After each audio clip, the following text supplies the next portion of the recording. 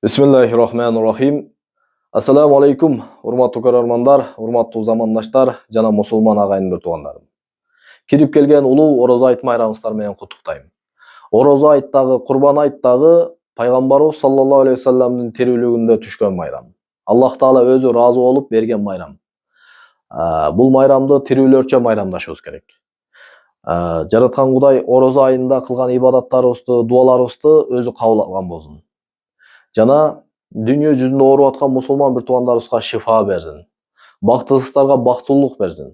Ыймансыздарга ыйман берсин. Карызы барларды карызынан кутулушту Аллах таала насип этсин өзү, жардам берсин. Жана бирөөнүн жакшылыгын көрө албаган кара ниет бакылдарга өлүмүнөн мурда тооба кылышты насип этсин. Ыймансыз кетип калбасын.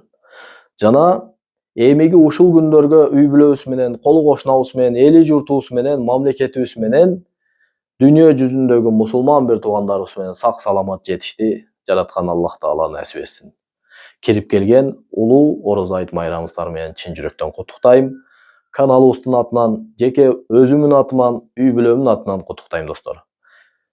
Жараткан Кудай жакшылыктарын көп эселеп берсин, жакшылыктардын үстүндө жарышып, сооптордун үстүндө жарышып, өзүбүзгө каалаган бейишти башка бир тууганга да каалап жашашты Аллах таала насип эткен болсун.